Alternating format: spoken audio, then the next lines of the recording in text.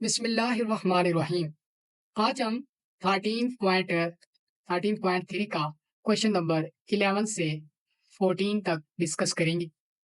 तो क्या कहता है कि find the arc length parameter along the curve from the point t is equal to 0 by evaluating integral.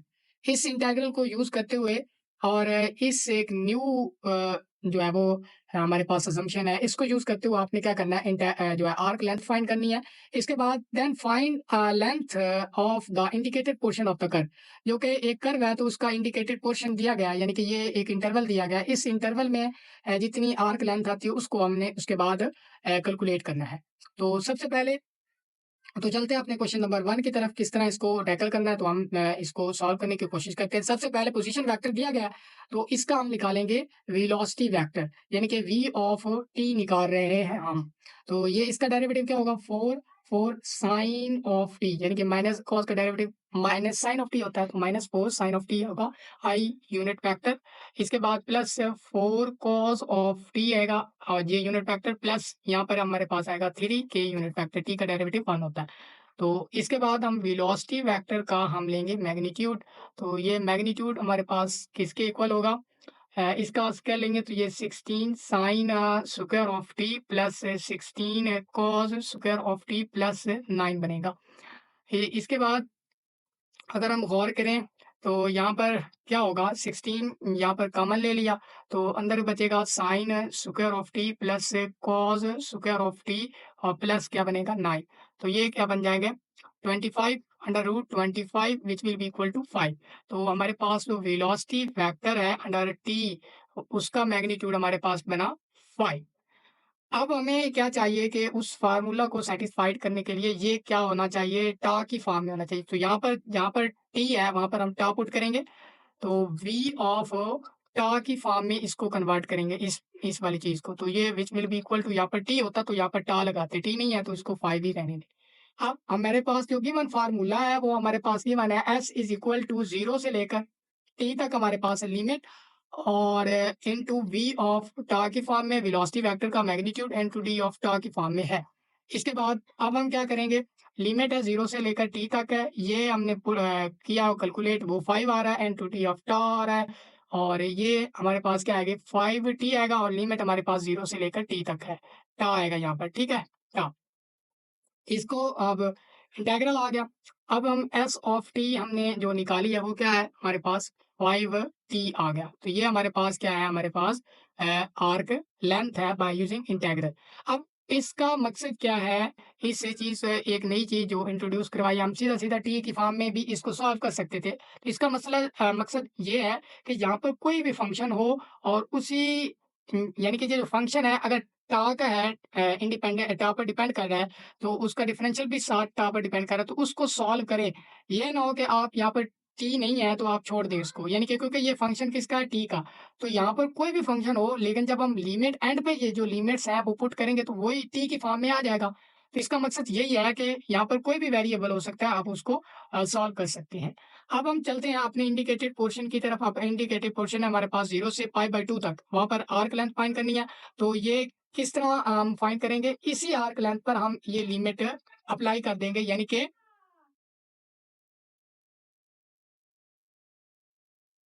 अब हम आर्क लेंथ फाइंड करेंगे, तो क्या करेंगे, इसी पर ये जो लिमिट है हम अप्लाई करेंगे, वो है पाई/2 से लेकर कहाँ तक है, 0 से पाई/2 तक है। अब हमने आर्क लेंथ फाइंड करनी है, तो हम ये लिमिट यहाँ पर जो है वो इंट्रोड्यूस करवाएँगे, 0 से पाई/2 तक है। तो which will be equal to 5 5 t था, और लिमिट हमारे पास है 0 से लेकर पाई/2 तक है। तो पाई/2 यहाँ पर लिखेंगे तो ये 5 पाई/2। तो ये हमारे पास जो लेंथ है वो कितनी बन गई, 5 पाई/2। तो ये हमारे पास आ गई लेंथ। क्वेश्चन नंबर 12 की तरफ चलते हैं। तो 12 में हमें ये जो पोजीशन वेक्टर है गिवन है, तो सबसे पहले हम इसका वेलोसिटी वेक्टर फाइंड करेंगे। तो वेलोसिटी वेक्टर फाइंड करने के लिए यानी कि v ऑफ t फाइंड करेंगे, तो इसका हम डेरिवेटिव लेंगे। cos का derivative minus sine of t होता है, और प्लस ये यहाँ पर प्रोडक्ट रूल लेंगे, t का डेरिवेटिव 1 होता है, sine sine as it is रहेगा, और प्लस साइन एज ए जो t एज इट इज रहेगा, साइन का डेरिवेटिव क्या होता है, cos ऑफ t होता है। ये i यूनिट वेक्टर है, और प्लस साइन का डेरिवेटिव कॉस ऑफ टी होता है। अगर हम माइनस यहाँ पे t as it is sine का डेरिवेटिव क्या होता है माइनस कॉस ऑफ टी, तो ये माइनस और ये माइनस जो होगी साइन के साथ वो प्लस हो जाएगी साइन ऑफ टी। अब जो है वो ये जो माइनस है अंदर जाएगी, यानी कि जो प्रोडक्ट रूल में प्लस लग रहा था वहां पर माइनस रहेगा और टी का डेरिवेटिव 1 होगा, cos of t as it is रहेगा कॉस ऑफ टी। तो ये हमारे पास रहेगा जे यूनिट वेक्टर। इसके बाद यहाँ पर हम देख सकते हैं साइन ऑफ टी से कैंसिल हो गया। ये क्या बन जाएगा T cos of T I unit vector plus ये कॉस ऑफ टी से कैंसिल होगा, तो ये टी साइन ऑफ टी ये यूनिट वेक्टर है। तो हमारे पास ये वेलोसिटी वेक्टर आ गया। अब हम क्या करेंगे, ये वेलोसिटी वेक्टर का हम लेंगे मैग्नीट्यूड। तो वेलोसिटी वेक्टर का मैग्नीट्यूड लेने के लिए हमें क्या करना होगा कि इसके हर कंपोनेंट का स्क्वायर लेकर ऐड करेंगे उसको। ये क्या बन जाएगा T square cos of square of t plus क्या करेंगे plus T square sine square of t. तो ये किसके इक्वल होगा, डेफिनेटली ये इक्वल होगा अंडर रूट। तो टी स्क्वायर यहाँ से कॉमन लेंगे तो बटे में क्या बन जाएगा कॉस स्क्वायर ऑफ टी, बाकी बच जाएगा जो plus sign square of t. तो ये 1 हो जाएगा, ये टी स्क्वायर इस अंडर रूट से कैंसिल होगा। तो ये जो वेलोसिटी वेक्टर का जो मैग्नीट्यूड था वो हमारे पास क्या बन गया, ये हमारे पास आ गया टी। अब हम सबसे पहले उसको इंटेग्रल को सॉल्व करने के लिए हमें वी ऑफ टा चाहिए होता है। तो हम सबसे पहले इसको हम उस फॉर्म में लिख सकते हैं कि ये जहाँ पर टी है वहाँ पर हम टा यूज करेंगे। वी ऑफ टा का magnitude will be equal to theta. तो यहाँ पर ये टा आ गया। इसके बाद अब जो गिवन फार्मूला है उसमें आर्क लेंथ का फार्मूला वो गिवन है कि 0 से आपने टी तक उसकी लिमिट लेनी है और वी ऑफ टा का जो है मैग्नीट्यूड इनटू डी ऑफ टा, ये फार्मूला यूज करके आपने क्वेश्चन को सॉल्व करना है। तो सबसे पहले आप यहाँ पर क्या करेंगे, 0 से टी तक हमारे पास लिमिट है और इसकी जगह हम ये ऊपर निकाल चुके हैं, वो आएगा टा इनटू डी ऑफ टा। तो इसके इंटेग्रल को सॉल्व करेंगे तो ये टा स्क्वायर बटा 2 आएगा। लिमिट हमारे पास है 0 से लेकर टी तक है। तो हमारे पास जो आर्क लेंथ बनेगी वो हमारे पास क्या होगी टी स्क्वायर बटा 2। तो ये हमारे पास आ गई आर्क लेंथ हमारी।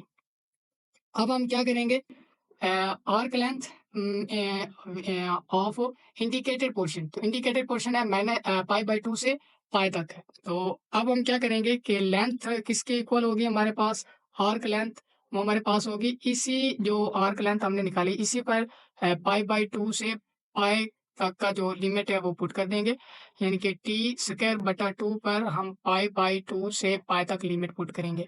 तो पहले हम पाई डालेंगे तो ये पाई स्क्वायर बटा 2 बन जाएगा और माइनस उसमें से करेंगे, क्या करेंगे पाई पाई स्क्वायर बटा 4 बनेगा, 2 से मल्टीप्लाई होगा तो बटा 8 बन जाएगा, तो ये 8 है। तो which will be equal to 8, हमारे पास एलसीएम आया तो 4 और ये 4 आ जाएगा स्क्वायर माइनस 8 है तो ये पाई स्क्वायर। तो ये हमारे पास क्या बन गया 3 पाई स्क्वायर बटा 8। तो ये हमारे पास क्या आ गई required length of the indicated portion of the curve. Question number 13, position vector हमें गिवन है तो सबसे पहले हम इसका वेलोसिटी वेक्टर फाइंड करेंगे। तो इसके हर कंपोनेंट का जो डेरिवेटिव लेंगे। तो यहाँ पर हम प्रोडक्ट रूल को इस्तेमाल करेंगे।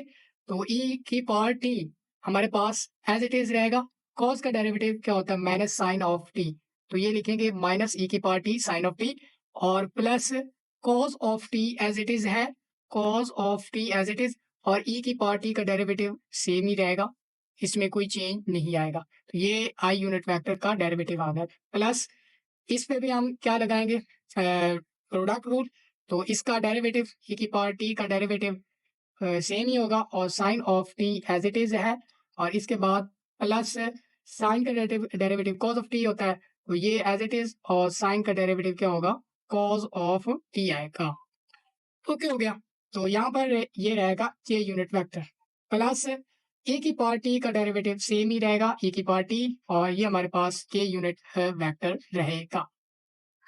अब हम क्या करेंगे, इसका हम लेंगे मैग्नीट्यूड। तो v ऑफ t का मैग्नीट्यूड हम फाइंड करेंगे। मैग्नीट्यूड फाइंड करने के लिए इन तमाम का हमें क्या करना पड़ेगा, स्क्वायर करना पड़ेगा। तो ये माइनस ए की power t sine sine of t plus cos of t into e की पावर टी इसका स्क्वायर प्लस ई की power t sine of t plus e की power t cos of t और plus इसका square और e की power t इसका square है।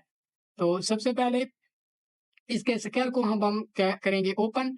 तो ये इसका स्क्वायर ओपन करेंगे तो क्या बनेगा ई की power 2t sine sine square of t plus e की पावर 2t इसका square cos square of t और -2 इंटू ई की पावर टी एक ये और एक ई की पावर टी ये भी क्या बन जाएगा ई की पावर 2t और साइन टी और कॉस टी यानी कि ये 2 फार्मूले वाला इंटू ये और ये दोनों को प्रोडक्ट लेंगे। ठीक है, साइन ऑफ टी और ये बनेगा कॉस ऑफ टी।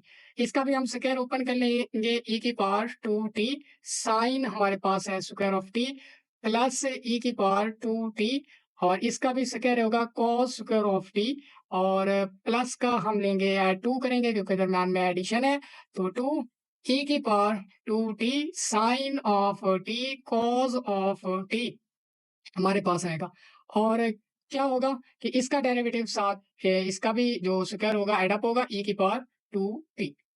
अगर हम जो है वो यहाँ पर गौर करें तो ये टर्म और ये टर्म आपस में क्या होगी कैंसल हो जाएगी।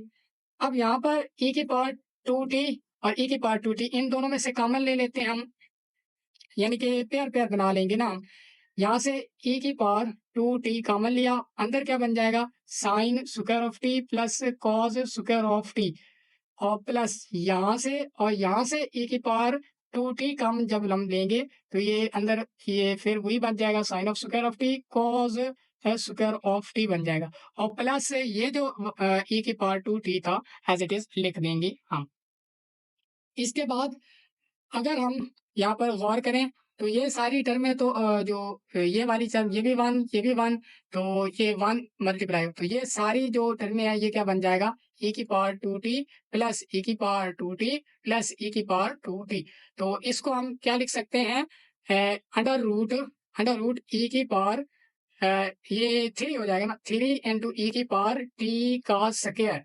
ठीक है, ई की पावर 2t को हम इस तरह लिख सकते हैं तो ये 3 अंडर रूट तो रहा ना अंडर रूट 3 और ये जो स्क्वायर है अंडर रूट से कैंसिल हो जाएगा तो ई की पावर टी जो है वो बाहर आ जाएगा। तो ये हमारे पास रहेगा वेलोसिटी वेक्टर का मैग्नीट्यूड जो होगा वो हमारे पास रहेगा अंडर रूट 3 ई की पावर टी। अब ये आ गया हमारे पास मैग्नीट्यूड। तो सबसे पहले तो हमें इसको टा की फॉर्म में लेना होगा ताकि हम उस फार्मूले में इसको पुट कर सकें। तो क्या करेंगे v ऑफ टा की फॉर्म में ले जाएंगे सबसे पहले तो ये अंडर रूट 3 ई की पावर क्या बन जाएगी टा।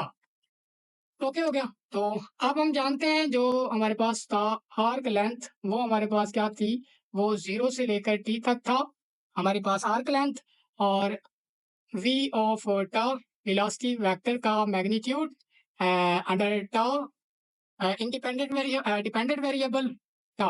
ठीक है, इस फार्मूला में अब हम वैल्यूज को पुट कर देंगे। तो वैल्यूज को पुट करेंगे तो ये यहाँ पर 0 से लेकर t तक है लिमिट और अंडर रूट 3 है ई की पावर t है और क्या है इनटू अच्छा टा है। ठीक है ना टा है बिल्कुल यहाँ पर टा होगा इनटू डी ऑफ टा। तो इसको अगर हम सॉल्व करें तो ये क्या बन जाएगा 3 अंडर रूट ई की पावर टा और लिमिट हमारे पास है 0 से लेकर टी तक। अब हम क्या करेंगे यहाँ पर लिमिट पुट करेंगे तो हमारे पास जो ये जो arc length integral arc length है वो हमारे पास क्या आएगी अंडर रूट 3 n2। अब हम अपर लिमिट पुट करेंगे यानी कि ई की पावर टी बन जाएगी माइनस ई की पावर क्या बन जाएगी 0। ओके हो गया। तो ये क्या बन जाएगी इसको हम मजीद लिख सकते हैं अंडर रूट 3 n2 ई की पावर टी और ये माइनस क्या बन जाएगा 1। तो ये अंदर जो है वो मल्टीप्लाई भी आप कर सकते हैं अगर करना चाहें तो। तो ये क्या बन जाएगा अंडर रूट 3 ई की power t minus under root 3 ये हमारे पास रिक्वायर्ड हमारे पास आर्क लेंथ आ गई।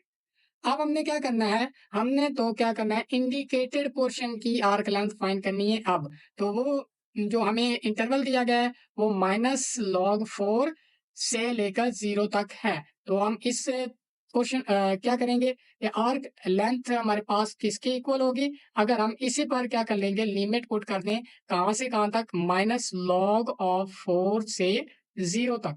तो क्या होगा भाई, तो यहाँ पर अंडर रूट 3 है, तो ये ई की पावर टी है, माइनस 1 है, तो यहाँ पर ई लिमिट पुट कर लेंगे माइनस लॉग ऑफ 4 से 0 तक। तो सबसे पहले अंडर रूट 3 को बाहर ही रहने दें, ठीक है।